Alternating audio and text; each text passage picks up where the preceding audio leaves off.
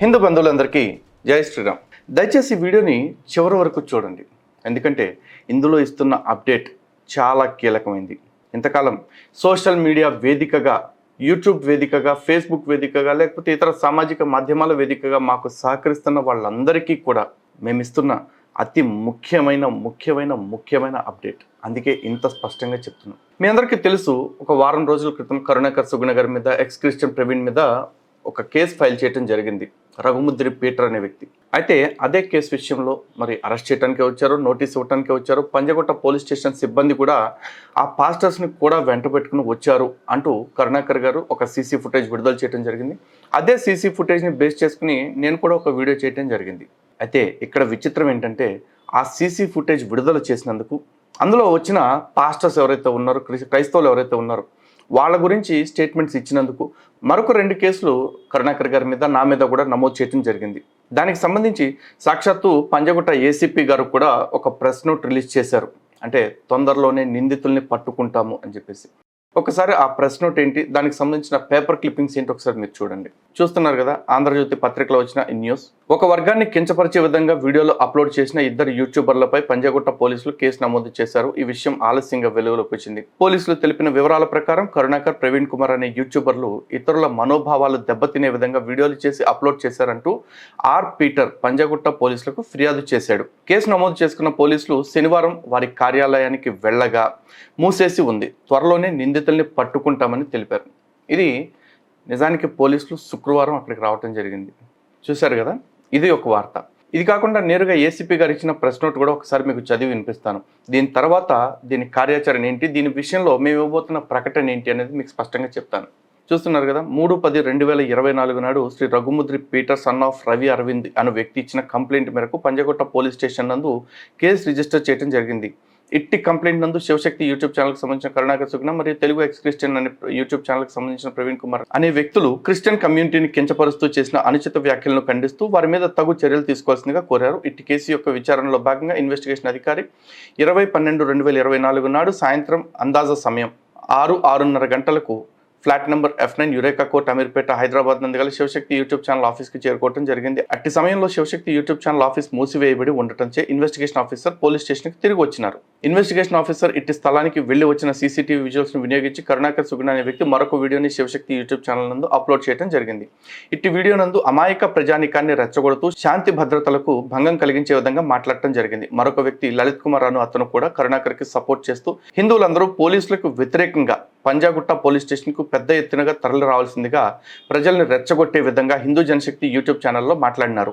వీరు మాత్రమే కాక ఎక్స్ నందు గుర్తు తెలియని వ్యక్తులు హూ యామ్ ఐ అనే అకౌంట్ నుండి పోలీసుల్ని కించపరుస్తూ క్రింది విధంగా ట్వీట్ చేయడం జరిగింది అంటూ పోలీసుల్ని ఆ ట్వీట్లో ఏదో మాట్లాడారో ఆ మాటలు కూడా మెన్షన్ చేశారు. ఇక క్రింద 3/10/2024 నాడు నమోదైన కేసు దర్యాప్తులో ఉండగా సదరు నిందితులు ఒక వర్గం యొక్క మనోభావాలు దెబ్బతీసే విధంగా వాటిని కించపరుస్తూ నిందలు మోపుతూ అప్లోడ్ చేసిన వీడియోపై బాధిత వర్గం ఇచ్చిన ఫిర్యాదు మేరకు పంజాగుట్ట పోలీస్ స్టేషన్ నందు కేసు నమోదు చేయబడి దర్యాప్తు చేయుచున్నాము.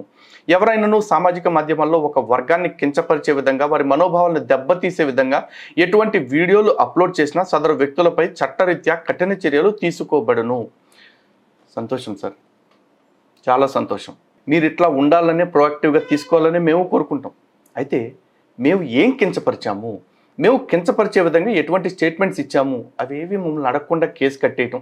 మీరు ఎఫ్ఐఆర్ కట్టేస్తే మేము కోర్టులో అంటే వేలు పెట్టి లాయర్లను పెట్టుకుని కోర్టు ఖర్చులు అన్నీ పెట్టుకుంటూ మేము నిరూపించుకుంటూ కూర్చోవాలి. ఓకే, వ్యవస్థ అలాగే ఉంది అంటే ఆ వ్యవస్థ ప్రకారం వెళ్ళటానికి మేము సిద్ధంగా ఉన్నాం. కానీ నా వీడియోలో కానీ, కరుణాకర్ గారి వీడియోలో కానీ ఎక్కడైనా సరే పోలీసులకు వ్యతిరేకంగా పంజాగుట్ట పోలీస్ స్టేషన్కి రండి అంటం జరిగిందా? లేదుగా. మాకు మద్దతుగా, మాకు సంఘీభావంగా, అంటే మేము ఏదైతే స్టేట్మెంట్స్ ఇచ్చామో ఆ స్టేట్మెంట్స్ తప్పు కాదు, వీళ్ళు ధర్మరక్షణలో భాగంగానే మాట్లాడారు. అండ్ మోర్ ఓవర్ ఎవ్వరూ కూడా అక్కడ, నేను కానీ కరుణాకర్ గారు కానీ మొదట స్టేట్మెంట్స్ మావి లేవు. అటు పక్కన క్రైస్తవులు ఎవరైతే మా దేవుళ్ళని, మా ధర్మాన్ని, మా ఆచార వ్యవహారాలని కించపరుస్తూ మాట్లాడుతున్నారో అటువంటి వాళ్ళకి కౌంటర్గా సమాధానం చెప్తూ మాత్రమే చేసిన స్టేట్మెంట్స్ అవి. మరి ఆ కౌంటర్ స్టేట్మెంట్స్ని తీసుకున్న మీరు ముందు స్టేట్మెంట్స్ ఎందుకు తీసుకోవట్లేదు అనేది మా బాధ.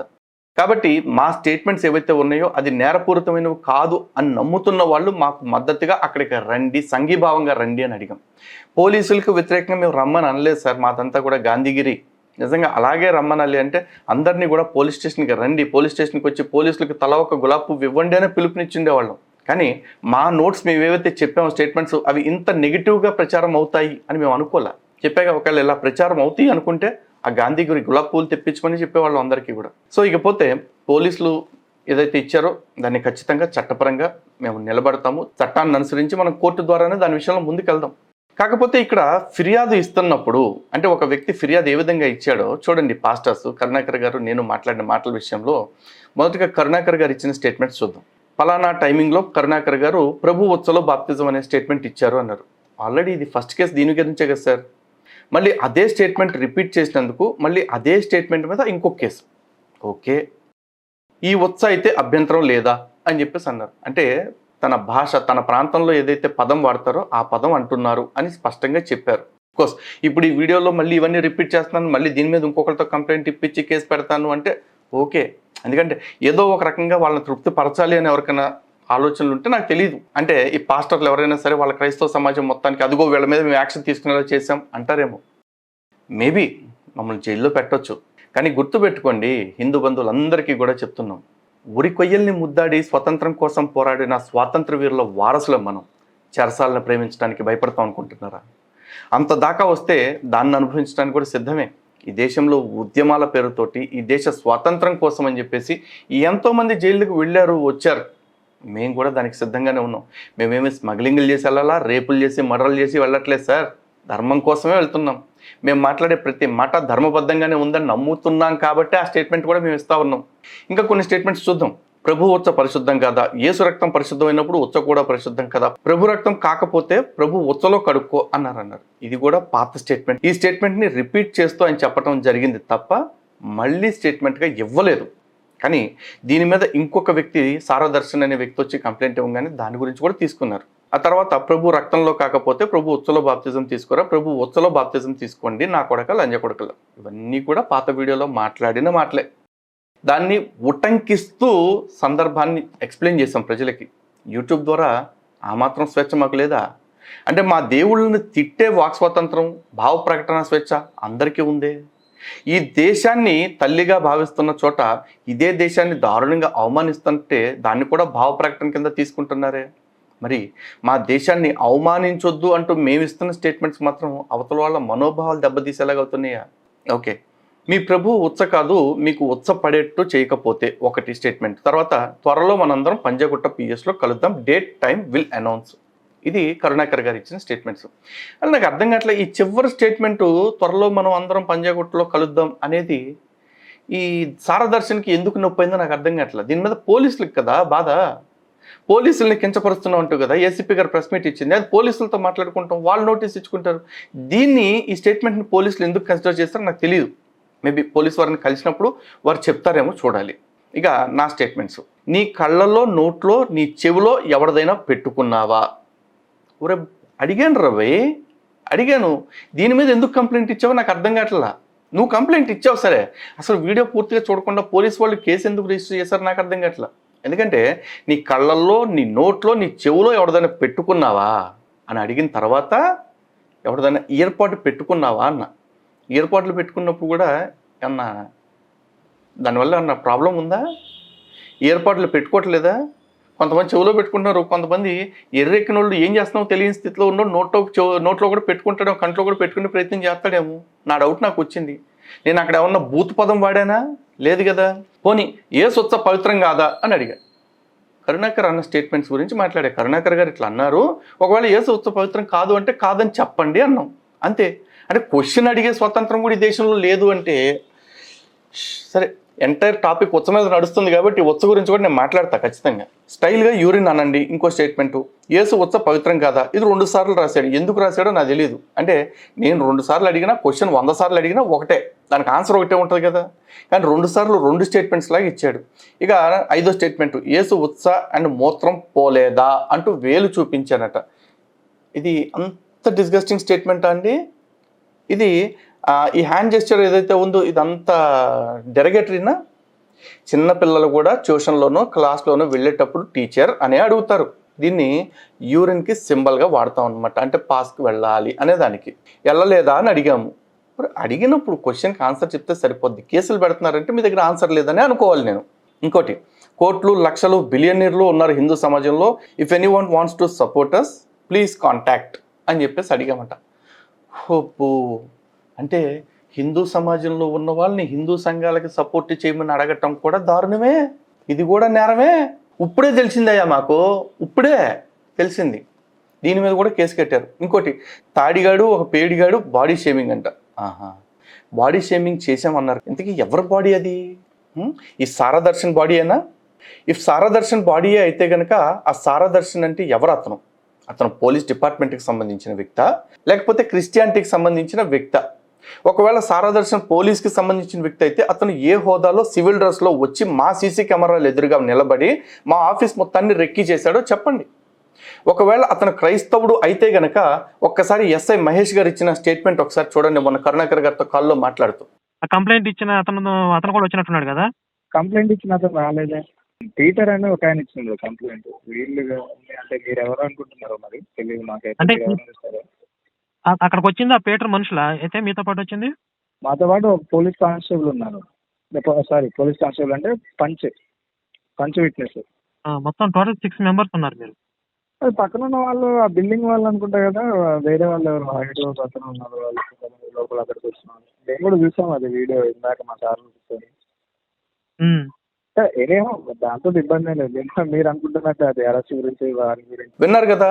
అసలు అతను పాస్టర్ అని మాకు తెలియదండి, అతను ఎవరో కూడా మాకు తెలియదు అని చెప్పేసి అన్నారు. ఒకవేళ ఇతను పాస్టర్ అని వీళ్ళకి తెలియకపోతే, ఇతను ఎవరో వీళ్ళకి తెలియకపోతే వీళ్ళతో పాటు ఎందుకు వచ్చాడు? First question. రెండోది, ఒకవేళ అతను డిపార్ట్మెంట్ వ్యక్తి అయి ఉంటే గనక సివిల్ డ్రెస్లో మా దగ్గరికి ఎందుకు వచ్చారు? మా ఆఫీస్ మొత్తాన్ని ఎందుకు అంత కలిగి తిరిగి చూడాల్సి వచ్చింది? అండ్ మోరోవర్ మా సీసీ కెమెరాల దగ్గరకు వచ్చేసి మా ఆఫీస్ మీద రెక్కీ చేస్తున్నప్పుడు మా అనుమానాలు మాకు ఉంటాయి, మా అనుమానాలు మేము నివృత్తి చేసుకుంటాం. అండ్ సీసీ కెమెరాలు బయట పెట్టారు అని చెప్పేసి అంటున్నారు. సీసీటీవీ ఫుటేజ్, అది సీసీటీవీ ఫుటేజ్ రికార్డ్ చేసుకుంది ఎందుకు సార్? మా సేఫ్టీ కోసమే కదా, మా ఆఫీస్ ప్రెమిసెస్లో ఏం జరుగుతుందో తెలుసుకోవటానికే కదా. తెలుసుకున్నాం. This is the reason we have threat అని చెప్పేసి హిందూ సమాజానికి అర్థమయ్యేలాగా చెప్పాం. ఎందుకంటే పోలీసులు వచ్చారు, సంతోషం. పోలీసులు వచ్చి మాకు నోటీస్ ఇస్తారా లేకపోతే తీసుకెళ్తారా, తర్వాత డ్యూ కోర్స్ ఏముంటుంది based on the legal opinion మేము వెళ్తాం ముందుకి. కానీ మీతో పాటు సివిల్లో వచ్చిన వ్యక్తులు ఎవరు అనే దాని మీద మాకు క్లారిటీ లేనప్పుడు మా అనుమానాలు మేము వ్యక్తం చేస్తాం, మా భయాలు మేము చెప్తాం బరాబర్. కాబట్టి మీరు ఫస్ట్ ఆఫ్ ఆల్ ఆ సారా దర్శన్ ఎవరు అనేది క్లారిటీ ఇవ్వండి. ఒకవేళ సారా దర్శన్ క్రైస్తవుడు అయ్యుంటే కనుక ఆ రోజు మీతో పాటు రాలేదు అని ఎస్ఐ గారు ఎందుకు చెప్పారో అది కూడా చెప్పండి. అండ్ ఎస్, ఇంకా లాస్ట్, లంజా కొడక నీ అమ్మ నీ అక్క నీ ఆలి అని మాట్లాడుతా ఇదే చెప్పారు. ఎవరిని మాట్లాడతా? మా దేవుళ్ళని ఎవరైతే కించపరిచారో వాళ్ళ గురించి మాట్లాడతా అంటున్నా. సార్ అప్పుడు అన్నాం, ఇప్పుడు 2 కేసులు పెట్టాక ఇప్పుడు చెప్తున్నాం, మాట్లాడతాం సార్. ఎందుకంటే అదే వీడియోలో కొన్ని పాస్టర్ గారి క్లిప్పింగ్స్ చూపించాము. వాడు ఏమంటున్నాడు? అరే శివుణ్ణి ఇట్రా అని చెప్పేసి అన్నా, ఈయన కూడా సరితక్కువడే అన్నాను, ఊరు బయట ఒకటి ఉంటుంది అని పోలేరమ్మ తల్లిని అన్నాడు. ఇవన్నీ అన్నప్పుడు మేము సార్ మీ యేసుక్రీస్తు గొప్పోడు కదా సార్, మీ దేవుడి గురించి మీరు చెప్పుకోండి సార్ బతిమాలుతామా? లేదండి, 100% అంటాం. ఇప్పుడు కేసు పెడతారు, పెట్టండి. సరే వాళ్ళ ఊరికి కుర్చీలో కూర్చుంటే కళ్ళు తిరిగి గుండె పొట్టి పోతున్న వాళ్ళు చాలామంది ఉన్నారు సార్. మేము ఎల్లకాలం ఉట్టి కట్టుకుని ఇక్కడే ఉంటామని మేము అనుకోవట్లా. పొయ్యే కాడికి వస్తే పోతాం, ఎన్కౌంటర్ అవుతామా, లేకపోతే ఏజ్ వచ్చే పోతామా, లేకపోతే ఏదైనా జబ్బు వచ్చే పోతామా? పోయేదాన్ని ఎవడో మార్చలేడు సార్. కానీ మీరు అన్నారు చూసారా, క్రైస్తవుల మనోభావాలు కించపరుస్తున్నానే. ఈ పాస్టర్లు కొంతమంది ఉన్నారు సార్, దొంగ ఉన్నారు సార్ కొంతమంది. ఈ కొంతమంది అన్నది స్టేట్మెంట్ కట్ చేసి మళ్ళీ మీకు కంప్లైంట్ ఎవడని ఇస్తాడో నాకు తెలియదు సార్. ఆడు నీ ఒంట్లోకి ఉన్నది ఏ దయ్యం అంటే నేను బెజవాడ దుర్గమ్మని అనిపిస్తాడు సార్. కొడుకులు కొంతమంది అనిపిస్తారు సార్. మరి ఆడి మీద మేము కంప్లైంట్లు ఇచ్చినప్పుడు కేసు అవ్వలేదు సార్. రాజమండ్రి దగ్గర కాకినాడ దగ్గర సార్ ఒకసారి చూడండి సార్ వీడియో. कन्वर्ट कर दिया गया, kick the gods heads and I was so happy. From that time we made as Christ Village. Christ Village means it's whole village had accepted Christ. In that way we had made many hundreds of Christ villages and still we are trying to do our best. ఇది sir, ఆడు మా దేవతల విగ్రహాలని కాళ్ళతో తన్నాను అన్నాడు sir. ఏమీ పీకలేకపోయాం sir మేము, ఎందుకంటే మా బతుకు సార్ అట్లా ఉంది సార్. చివరికి ఇంకో పాస్టర్ గారు చూడండి. పార్వతి గారికి సంతానాన్ని కలిగించడానికి శివుడు గారు అంతఃగృహంలో హస్తప్రయోగం చేస్తున్నాడు. ఏమండి, దేవుడు హస్తప్రయోగం చేయటం ఏంటండి? చూశారు కదా, శివుడు గారు పార్వతి గారికి పిల్లలు పుట్టించడం కోసం హస్తప్రయోగం చేసుకున్నాడు గదిలో అన్నాడు. ఈడి దగ్గర చేశాడా శివుడు? ఈ పిల్లం దగ్గర చేశాడా? ఈడు ఎప్పుడు చూశాడు? మరి ఇలా మాట్లాడుతున్నప్పుడు మేము ఏం చేయాలి సార్? మా ఈ మనోభావాలే, మేము మాట్లాడుతాం బరాబర్, మేము మనుషులం కదా, ఉంటుందిగా. సరే వీళ్ళంతా అంటే మతాలు దేవుళ్ళు మీరందరూ పట్టించుకోరు, సుమోటోగా అంటే మీరు క్రైస్తవుల గురించి ముస్లింల గురించి తీసుకున్నంత కేర్ బహుశా మా గురించి తీసుకోరేమో అని ఇక్కడ ఒక వీడియో, ఇక్కడ ఒక టైటిల్ చూపిస్తా చూడండి. ఈ టైటిల్ చూసారు కదా సార్, ఈ బుక్ నిన్న మొన్న బహిరంగంగా ఇక్కడ హైదరాబాద్ నేషనల్ బుక్ ఎగ్జిబిషన్ ఏదైతే జరుగుతుందో ఆ బుక్ ఫేర్లో పెట్టారు సార్, అమ్మారు సార్. ఈ టైటిల్ చూడండి, ఉత్సల జలధి తరంగా అన్నారు. ఇందాక యేసు ఉత్స గురించి మాట్లాడితే మా మీద ఇన్ని కేసులు పెట్టారే, 1 కాదు 2 కాదు 3 కేసులు.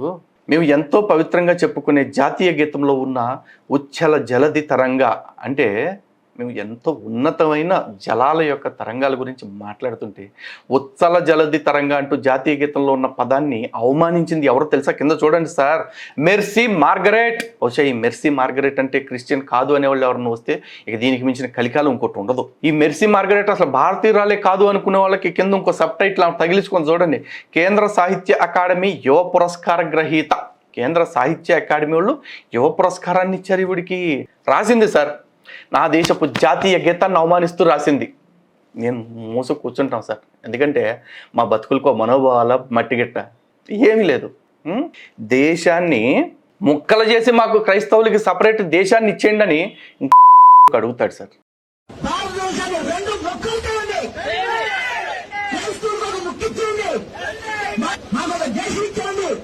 భారతదేశాన్ని 2 ముక్కలు చేయండి, భారతదేశంలో సగభాగం క్రైస్తవులకు ఇవ్వండి, క్రైస్తవులకు ప్రత్యేకంగా ఒక దేశం ఇచ్చేయండి. భారతదేశం మొత్తం బైబిల్ దేశంగా మారిపోతాది. ఇస్లాంలు పాకిస్తాన్ ఎలాగైతే విడగొట్టేశారో క్రైస్తవులు కూడా ఒక దేశాన్ని ఇచ్చేయండి. ఒకవేళ మీకు దమ్ము ఉంటే జాతీయ జెండాలు ఆ మధ్యలో ఉన్న రంగులు తీసేయండి, చించేయండి. చాప కింద నీరులాగా క్రైస్తవ్యం విపరీతంగా విస్తరించింది. ఏదో 2% అనుకునే స్థితిలో ఉన్నారు. 2% కాదమ్మా, చాలా అయిపోయి ఉంది.